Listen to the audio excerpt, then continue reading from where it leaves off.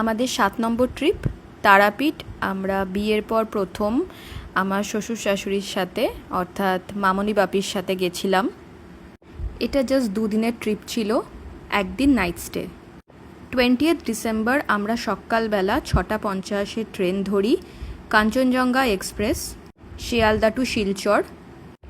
আমরা pre booking করে গেছিলাম, তাই শিয়ালদা টু রামপুরহাটেরই বুকিং ছিল। ট্রেনটির অনেক আগেই পৌঁছে যাওয়ার কথা ছিল, কিন্তু একটু দেরি করায় আমাদের ব্রেকফাস্ট টাইম পেরিয়ে যাচ্ছিল, তাই অল্প চা মুড়ি খেয়ে নিয়েছিলাম। এবং ওখানে রামপুরহাটে অর্থাৎ তারাপীঠের যে স্টেশন, সেখানে 12টা সাড়ে 12টায় পৌঁছে আমরা অল্প কিছু ব্রেকফাস্ট করে নিই এবং একটি টোটো ধরে আমরা রওনা দিই আমাদের গন্তব্যে। আগে থেকেই আমরা হোটেল বুক করে গেছিলাম অনলাইনে দেখে। আমরা অনেক হোটেলই দেখেছিলাম, অনেকের সাথেই কথা বলেছিলাম, কিন্তু সব মিলিয়ে আমাদের এই হোটেলটি সবথেকে ভালো লাগে। তার একটি বিশেষ কারণ হলো হোটেলটির ছাদ থেকে ডাইরেক্ট তারাপীঠ দেখা যায়, মায়ের মন্দির, এবং এটি 50 মিটার দূরত্বে মন্দির থেকে। হোটেলটি মন্দিরের পিছন দিকে অবস্থিত, হোটেল আইকন। আপনারা অনলাইনেও এদের ডিটেলস পেয়ে যাবেন, এছাড়া আমি নাম্বার শেয়ার করে দেব। আমরা যেহেতু যথেষ্ট শীতে গেছিলাম, তাই জন্য এসির তো কোনো প্রয়োজনই নেই, আমাদের গিজারের প্রয়োজন ছিল। আমাদের রুমটা যথেষ্ট নিট অ্যান্ড ক্লিন এবং উইথ বেসিক অ্যামিনিটিস। এছাড়া এটা ছিল একটি 4 বেডেড রুম। উইথ গিজার এবং উইদাউট গিজার দুরকম ভাড়া হয়, এবং উইথ এসি উইদাউট এসিও ভাড়া ডিফারেন্ট। আমাদের অ্যাপ্রক্স 1500 মতো পড়েছিল উইথ গিজার। 20 তারিখ আমরা খুব টায়ার্ড ছিলাম, তাই আমরা ঠিক করেছিলাম গিয়ে লাঞ্চটা সেরে নিয়ে বিকেলবেলায় একটু ঘুরে দেখব। সেদিন আর পুজো দেওয়া নয়, পরের দিন ভোরবেলায় পুজো দেব। হোটেলেরই একজন পান্ডার সাথে কথা বলে রেখেছিলাম আগে থেকেই।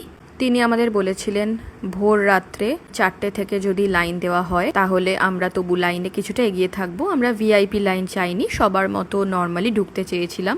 আমরা আমাদের লাঞ্চ নীলতারা রেস্টুরেন্টে সারি, এবং আমি রেস্টুরেন্টটি অবশ্যই রেকমেন্ড করব, স্পেশালি খাবারের জন্যের থেকেও বড় কথা ওনাদের বিহেভিয়ার খুবই ভালো ছিল। আমরা খেয়ে দিয়ে তারপর প্রথমেই যাই মহাশ্মশান ঘুরতে। মহাশ্মশানের পর আরও কতগুলো স্থানে যাই, সেগুলো এক এক করে আপনারা দেখে নেবেন।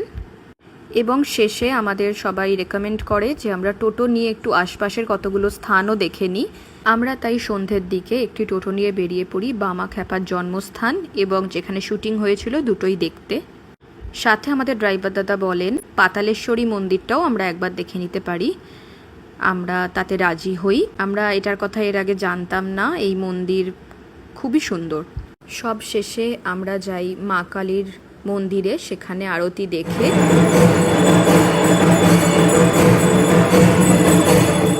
ডিনার রুমেতে প্যাক করে নিয়ে সেখানেই খেয়ে তাড়াতাড়ি ঘুমিয়ে পড়ি, কারণ আবার উঠতে হবে আমাদের ভোর রাতে। 21 তারিখ সকালবেলা ঠিক 4টের সময় আমরা গিয়ে লাইন দিই, এবং বিরাট লাইন শেষ করে আমাদের সুযোগ আসে প্রায় 1-1.5 ঘন্টা পর। পুরোহিত মশাই আমাদের অনেক সাহায্য করেন। আমরা শেষ পর্যন্ত খুব ভালোভাবে পুজো দিই। পুজো দিয়ে বেরিয়ে 7:30 নাগাদ মোটামুটি আমরা একটু রেস্ট নেওয়ার পর চা জলখাবার করতে বেরোই। চা খেয়ে জলখাবার আমরা যেই রেস্টুরেন্টটি দেওয়া নাম ওপরে পূজারিনী বলে, সেখানে জলখাবার খাই। অবশ্যই এটা রেকমেন্ডেড, এখানে খাবেন, খুব ভালো টেস্ট সব কিছুর।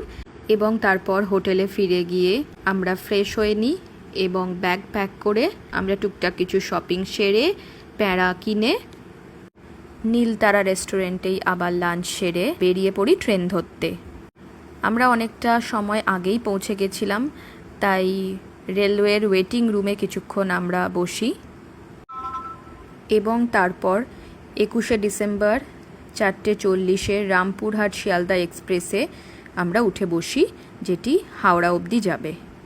আবারও অল্প কিছু চা এবং স্ন্যাক্স খেতে খেতে আমাদের এই সুন্দর জার্নিটা এখানেই আমরা শেষ করি।